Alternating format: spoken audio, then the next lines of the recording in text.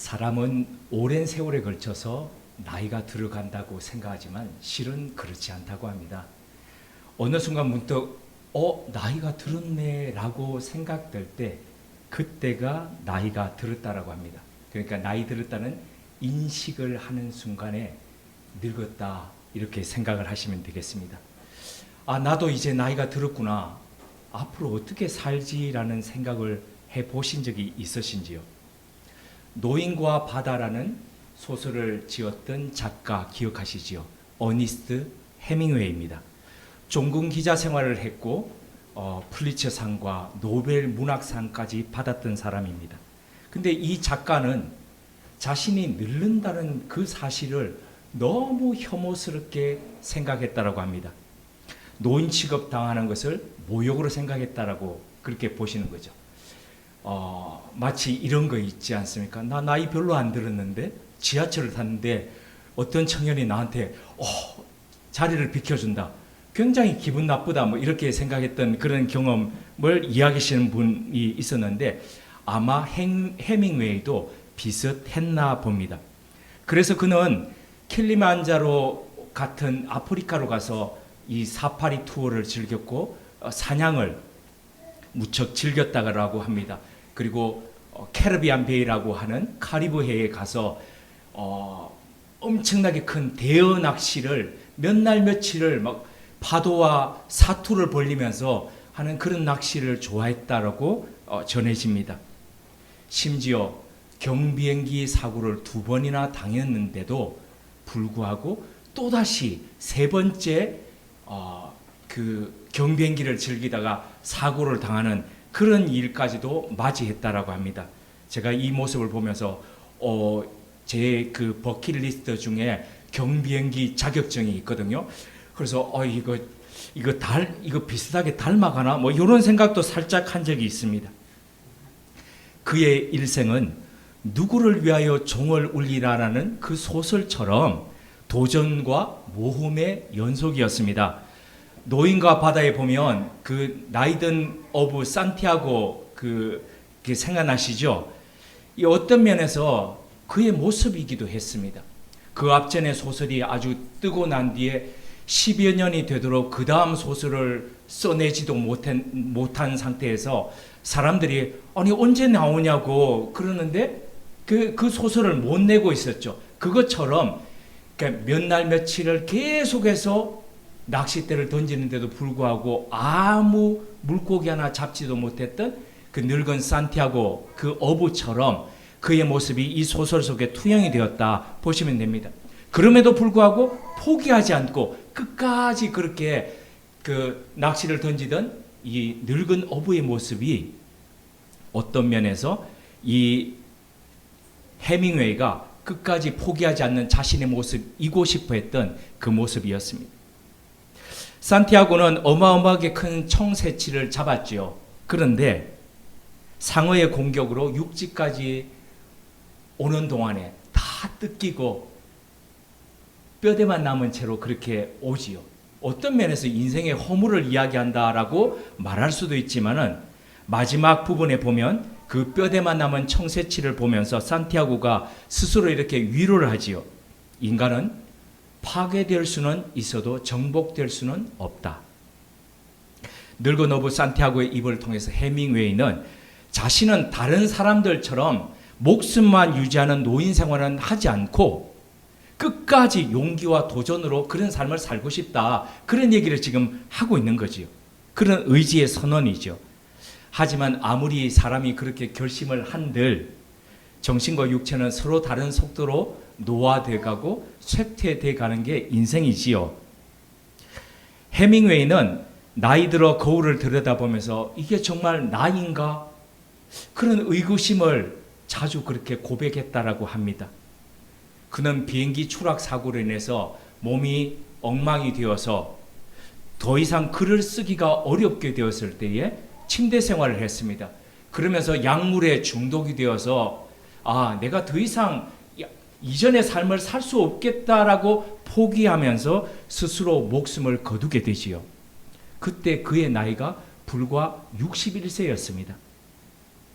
자신의 정신은 젊은데 왜 몸은 따라주지 못하나 좌절해서 끝내 선택했던 그 결정이었습니다. 하지만 그는 갓 60을 넘었을 때에 내가 더 이상 그렇게 될 수 없네? 다시 시작할 수 없네? 라고 생각했는데, 그래서 미리 포기했는데, 실은 가만 보면 그의 정신은 젊다라고 생각했지만은 다시 시작할 수 없었다고 미리 포기할 정도로 그렇게 늙었다라고 볼 수밖에 없습니다. 나이 들어간다는 게 뭘까요? 그냥 쇠락하고 늙어간다는 것, 그런 것일까요? 이것 말고는 없을까요? 나이 드신 부모님을 모시고 이 병원 저 병원을 투어해 보셨던 분들은 아마 더 절감하셨을 것 같은데, 나이 든다는 게 이렇게 하나하나씩 다 고장나고 그렇게 살아가는 것일까? 지난 주 중 태풍이 지나가고 난 뒤에 금요일이 되었을 때에 금요일 정오에 그때까지도 비가 흩뿌리고 있었습니다. 교회 이 주변 도로에 비를 맞으면서 리어카에 한가득 폐지를 모았던 한 70대 어른이 힘겹게 리어카를 끌고 가고 있었습니다. 그 모습을 보면서 혼자 이런저런 생각을 해보았습니다. 앞으로 나는 어떻게 하면은 남에게 기대거나 아니면 피해를 끼치지 않고 노년의 경제 생활을 해갈 수 있을까? 어떻게 하면 경험에 바탕한 자기 생각에 굳어 있지 않고 유연함을 갖고 살아갈 수 있을까? 어떻게 하면 고집스러운 늙은이가 되지 않고 마음 넉넉한 어른으로 그렇게 나이 들어갈 수 있을까? 이런 고민을 했다는 겁니다. 야곱의 인생 마지막 부분이 기록되어 있는 이 창세기 후반부를 보면은 이와 같은 나이 들음에 대한 고민과 생각에 대해서 빛을 던져줍니다. 하나씩 오늘 살펴봄으로써 쇠락하고 잃어버리는 허무한 늙음이 아니라 어떻게 하면 미래와 소망을 갖고 나이 들어갈 수 있는지를 우리 한번 찾아가 보도록 하겠습니다. 22년 전에 죽은 아들이라고 체념했는데 그 아들 요셉이 살아있다는 것이 아버지 야곱으로서는 참 믿기 어려웠습니다. 하지만 아버지를 모시기 위해 보내온 마차를 본 뒤에서야 비로소 믿고 이주하기로 결심을 했습니다. 야곱이 가족 70여 명을 데리고 이제 이집트로 내려가기 위해서 떠날 때에 그의 나이가 130세였습니다. 일전에 한번 말씀드린 적이 있는데 이 나이 들어서 터전을 옮긴다는 게 참 쉽지 않거든요. 2004년도에 제가 양평에서 살려고 결심을 하고 집을 지을 땅을 돌아보고 있었습니다. 그때 제 아버지께서 처음 양평을 와서 보시면서 양평이 마음에 드셨는지 나도 여기서 살고 싶다 그러면서 고향 땅을 다 정리하고 떠나기로 마음의 결단을 했습니다. 하지만 제 아버지의 소망은 끝내 이루어지지 못했습니다. 왜냐하면 어머니께서 지금 이 나이에 고향을 떠나면 교회 교우들을 다 떠나고 동네 친구들도 떠나야 되는데 어떻게 살라고 이 나이에 떠나냐고 이렇게 반대하셨기 때문입니다. 그런데 그때 그렇게 반대했던 제 어머니의 이 나이에 라고 할 때의 그 연세가 불과 지금의 저보다도 3, 4살 많은 50대 중반이었다는 사실입니다. 놀랍지 않습니까?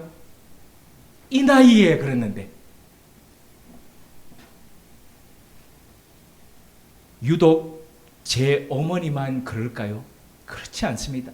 많은 분들이 조금 나이가 들었다라고 생각될 때에 변화보다는 안정을 더 선호합니다. 그래서 쉽게 터전을 떠나지 못합니다. 이런 면에서 야곱을 볼 때 참 대단하지 않을 수가 없습니다. 130세에 인생의 가장 많은 시간을 보내었던 그 고향 땅을 떠나서 온 가족이 이주한다는 거 그거 쉽겠습니까? 지난주에 우리 일본에서 선우 형제가 왔죠. 선우 형제가 만약에 아버지 어머니 제가 여기서 이제 직장을 구했으니까 일본으로 이주해서 같이 사시죠. 이러면 그래 그러자 선뜻 그러시겠습니까? 말도 다른데 일본 분들 영어도 이상하게 하는데 그죠? 자, 이런 면에서 130세에 이주했다. 변화 앞에서 변화를 두려워하지 않고 변화를 선택하는 것. 바로 이것이 나이든 야곱에게서 발견하는 첫 번째의 아름다움입니다. 노년의 야곱에서 발견되는 두 번째의 아름다움은 자족하는 것입니다. 흉년이 들어서 양식이 없을 때에 야곱이 아들들을 이집트로 보내면서 했던 말은 야곱이 아들들에게 자, 이집트에 내려가서 양식 싹쓸이 해와라. 뭐 이런 말 아니었습니다. 적어도 수년치는 넉넉하게 가져오라. 이런 말도 아니었습니다. 창세기 43장 2절을 보면 야곱은 이렇게 말했습니다. 우리를 위하여 양식을 조금 사와라. 이뿐 아니라 이집트의 총리가 되었다는 요셉이 보낸 마차를 보고 난 후에 그가 한 말은 단 한마디였습니다. 창세기 45장 28절입니다. 조카도다. 내 아들 요셉이 지금까지 살아있으니 내가 죽기 전에 가서 그를 보리라. 야곱은 22년 동안 자신을 속인 아들들을 보면서 혼내거나 아니면 배신감이다 그러면서 책망하거나 그러지 않았습니다. 아무런 불평도 없이 그저 요셉을 볼 수 있다는 것 그 하나만으로 족하다고 그랬습니다. 실제로 이집트에 내려가서 요셉을 만났을 때도 한결같이 족하다라고 했습니다. 창세기 46장 30절입니다. 내가 지금까지 살아있고 내가 내 얼굴을 보았으니 지금 죽어도 족하도다. 젊은 날의 야곱은 이런 사람 아니었습니다. 큰 꿈을 쫓아서 살던 사람이었습니다. 화려함과 부와 성공을 추구하던 사람이었지요. 형이 아버지가 어떻게 되든 간에 신경 쓰지 않던 사람이었습니다. 나만 복받고 나만 잘 되면 된다라고 그렇게 생각하던 사람이었습니다. 이기적이었죠. 그런데 노년의 이 야곱을 한번 보십시오. 적은 것에 만족합니다. 작은 것에 감사합니다. 현재에 만족하고 감사하는 것, 이게 별거 아닌 것 같지만 영성 생활에 있어서 이거 굉장히 중요한 겁니다. 이 작은 것이 명품 신앙을 만들어 갑니다. 엄청난 출애굽의 역사를 경험하고 40년 동안 하나님의 함께 하시는 역사를 직접 몸으로 경험했던 이스라엘 백성들이 가나안 땅에 가서 불과 얼마 있지 않아서 바알과 아세라 신앙으로 넘어가 버렸습니다. 그냥 신앙이 바뀌어 버렸습니다. 왜 그랬을까요? 그들이 날마다 일용할 양식에 만족하지 못했기 때문입니다. 자족하지 못했기 때문입니다.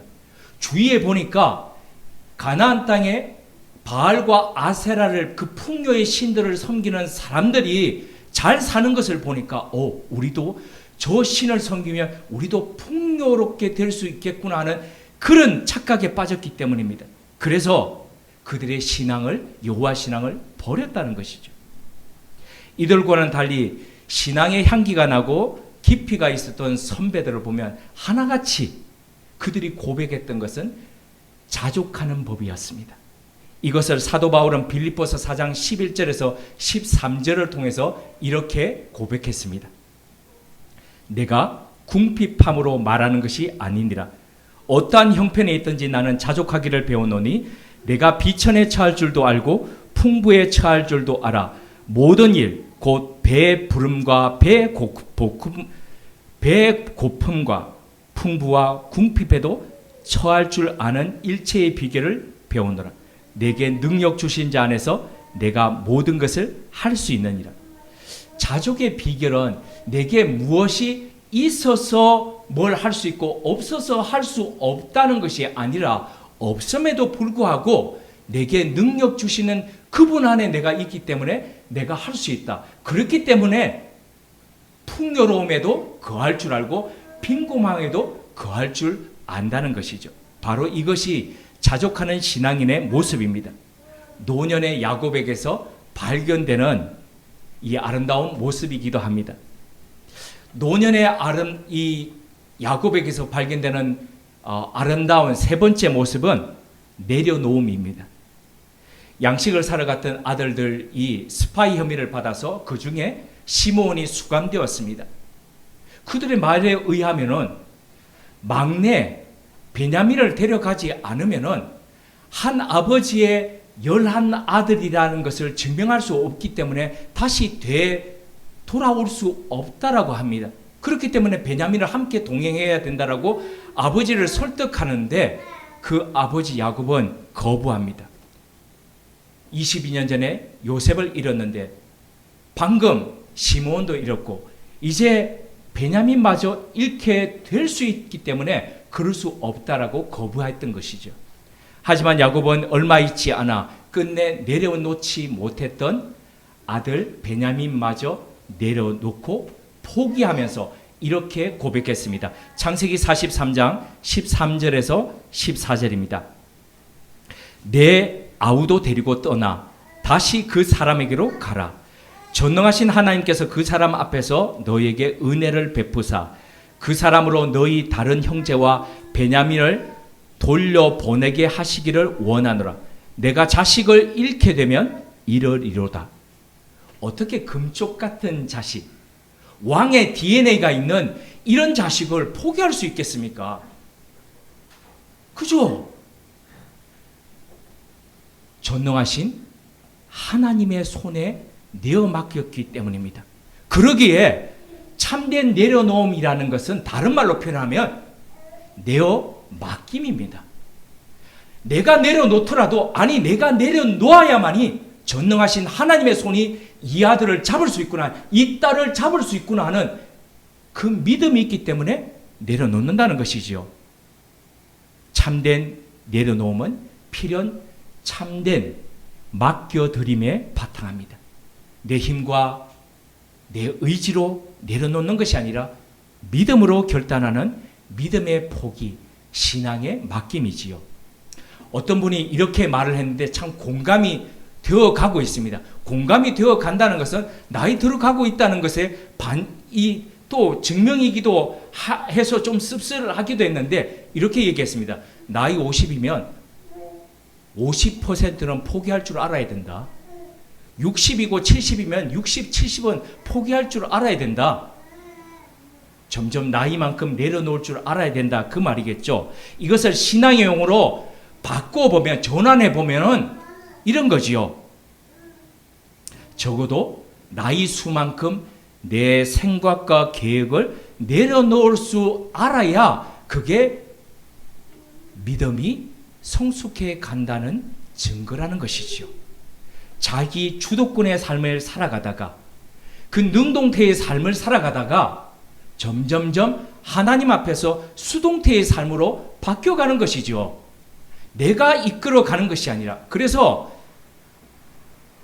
그림으로 도식을 표현해 보자면은 이런 거지요. 이제까지는 마차가 있으면은 마차의 앞부분을 가지고 앞에 마차의 앞을 세우고 말을 뒤에 해가지고 이렇게 살아갔다면은 이제는 말을 앞에다 놓고 마차를 뒤에 놓고 가는 것이죠. 이 그림 이해가 되십니까? 저만 이해되는 건 아니죠. 그죠? 능력 있는 말의 힘이 있는데 말을 뒤에다 놓고 늘 내가 그 마차를 움직이려고 살아가던 그 삶에서 벗어나서 순서를 바꾸는 것이죠. 그래서 되어지는 삶이죠. 되는 삶이, 만들어가는 삶이 아니라 만들어지는 삶이죠. 자기 주도적 능동태의 삶을 살던 사람이 점점 세월이 더해갈수록 하나님의 뜻에 내어 맡기는 수동태의 삶을 살아가는 것, 노년의 야곱에게서 발견되는 나이 들매 아름다운 모습입니다. 내어놓음, 맡겨드림입니다. 노년의 야곱에서 발견되는 네 번째 아름다움은 축복하는 삶입니다. 이집트에 130세에 도착했던 야곱은 그 이후에 17년을 그곳에서 삽니다. 그러다 별세합니다. 육체가 쇠잔해져서 명을 다해가면 기운이 딸립니다. 삶의 퀄리티가 낮아지죠. 근데 창세기 후반부를 읽다 보면은 이 마지막 17년이 전체 147년의 인생 전체 야곱의 삶 중에서 가장 아름답고 품이 있고 향기 나는 삶이었다는 것이죠. 그가 17년 동안 그러면 이집트에 와서 한 일이 뭘까요? 그것은 바로 축복하는 삶이었습니다. 이집트에 도착해서 가장 먼저 한 일은 절대 권력자였던 파라오 앞에 가서 이 나이 든 할아버지가 그 파라오를 축복했습니다. 아니, 네 나이가 몇이냐? 이럴 정도로 이거 아들들 보니까 별로 나이 든 것 같진 않은데, 그런데 외모가 보니까 너무 나이가 들어가지고 도대체 몇 살인지 구분되지 않을 정도로 그렇게 나이 들은 모습이었지만, 그런 노인이었지만은 절대 권력자인 그 파라오 앞에서 당당하게 그 파라오를 하나님의 이름으로 축복할 정도로 그는 축복하는 사람이었습니다. 삶을 살아가면서 그곳에서 요셉의 아들들을, 이방에서 태어났지 않습니까? 그런데도 자신의 아들로 품으면서 그 아들들을 축복했습니다. 마지막 숨을 거두기 전 아들들 중에 얼마나 속썩였던 아들들 있었습니까? 아버지 가슴을 찢어 놓았던 아들들이지 않습니까? 그런데 그 아들들의 미래를 바라보면서 그 아들들을 하나같이 다 축복했습니다. 이것이 바로 노년의 야곱에게서부터 발견되는 아름다운 모습입니다. 제가 거주하는 집이 산자락에 있지요.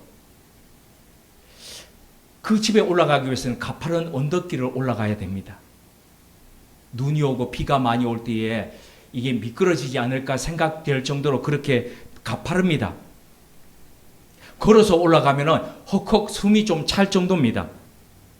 그런데 그 오르막 중간에 늘 변함없이 승합차를 주차해 놓고 쭉 줄지어 가지고 승용차들을 주차해 놓는 빌라 거주자들이 있습니다.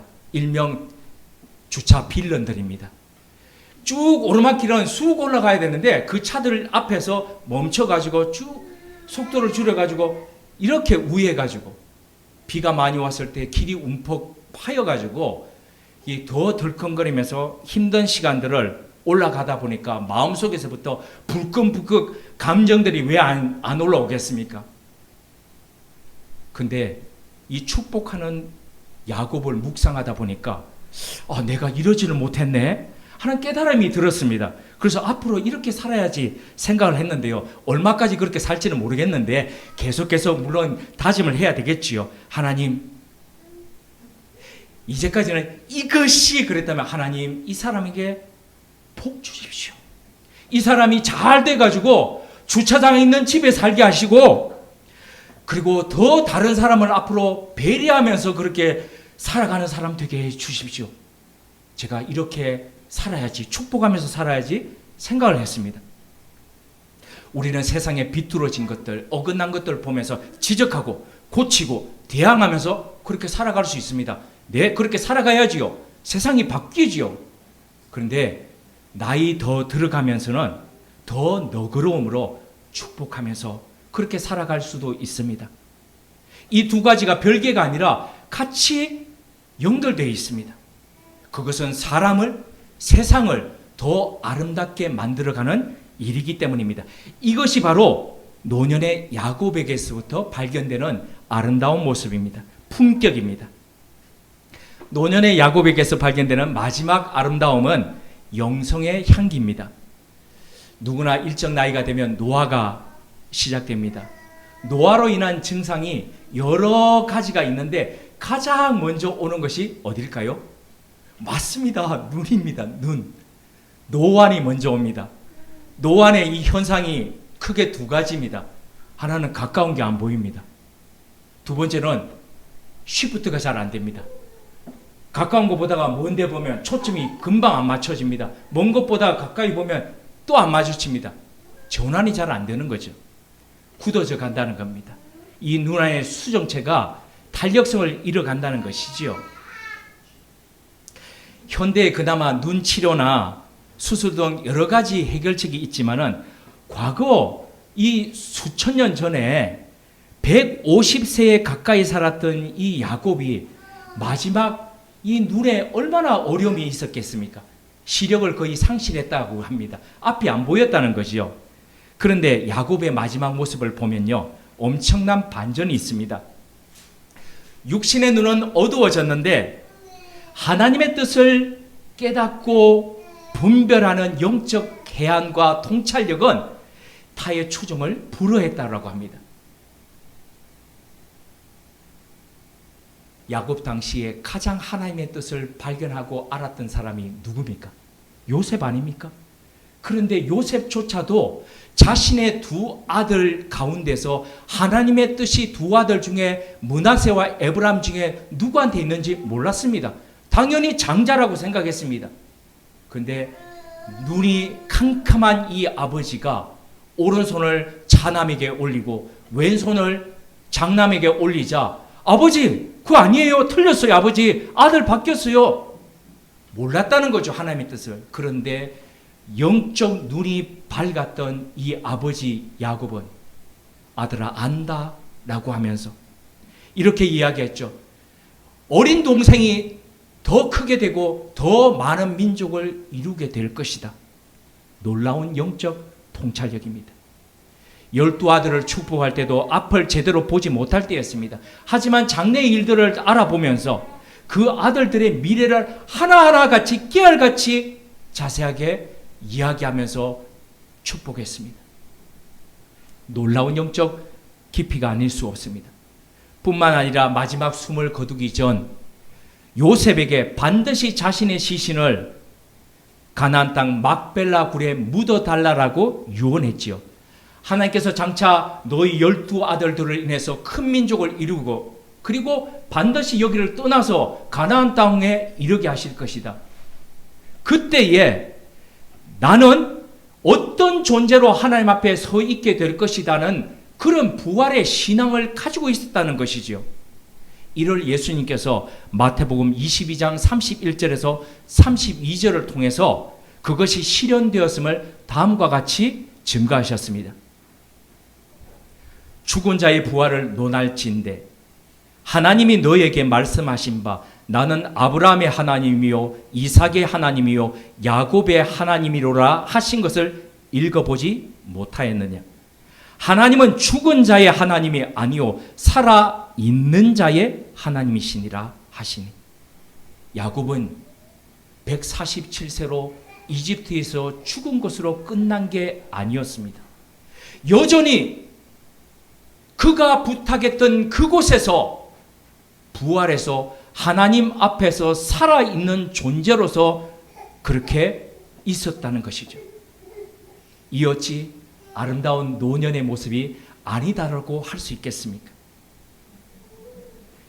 지금까지 창세기에서 야곱을 만나보셔 아시겠지만 야곱의 인생은 결코 순탄치 않았습니다. 젊을 때 탁월한 욕망과 에너지에 잠식된 삶이었죠. 성취와 성공의 길 가운데서 이게 누가 나가 떨어지고 중간에서 그리고 아파하고 울더라도 개의치 않았습니다. 내가 원하는 것 가지면 그거 그만이다라고 생각했습니다. 그는 그 삶을 살아가는 동안에 수많은 대가를 치러야 했습니다. 어머니와 헤어진 이후로 어머니의 마지막을 지키지 못했습니다. 첫사랑 라헬을 길가에 묻어야 했습니다. 장남 르우벤이 자신의 침상을 더럽혔습니다. 요셉을 팔아넘기고 짐승에게 죽임을 당했다라고 22년 동안 아들들에게 속아 지내야 했습니다. 이 삶이 얼마나 고달프고 아프고 고통스러웠는지 힘이 들었는지 야곱의 외모는 실제보다 더 늙어 보였습니다. 바로 앞에서 고백했듯이 험악한 세월을 보냈던 그런 나그네의 삶이었습니다. 하지만 그럼에도 불구하고 오늘 살펴보았듯이 노년의 야곱은 아름다웠습니다. 나이 들면서도 변화를 선택할 줄 알았고 자족하는 신앙인이었고 믿음으로 내려놓을 줄 아는 사람이었습니다. 만나는 사람마다 축복할 줄 아는 사람이었습니다. 그리고 무엇보다도 비록 육신은 쇠잔해 가고 그럼에도 불구하고 영적 통찰력은 더 깊어져 가고 더 그 향기는 더해가는 믿음의 선조였습니다. 이 아름다운 나이 들음의 깊이와 품격이 우리의 인생 가운데서도 펼쳐지기를 주님의 이름으로 기원드립니다. 함께 기도드리겠습니다. 하나님, 나이 들어간다는 것을 어떻게 바라보며 어떤 모습으로 살아가야 할지를 야곱을 통해 보게 하시니 감사드립니다. 비록 험악한 세월 나그네 인생을 살았지만 마지막 노년의 삶이 품이 있고 향기 있는 삶으로 마무리하는 모습을 보니 노년의 삶에 소망이 생깁니다. 필연 우리 삶이 세월을 더해 갈수록 육신은 약해지겠지만 우리 영혼의 눈은 더 깊어지고 밝아지게 하옵소서. 하나님의 일하심을 바라보며 하나님과 함께하는 자족과 믿음의 삶을 견고히 살아가게 하옵소서. 만나는 이들마다 축복하며 수용할 것은 수용하고 내려놓을 것은 내려놓음으로써 품격과 품이 있는 어른으로 익어가게 하옵소서. 예수님의 이름으로 기도드립니다. 아멘.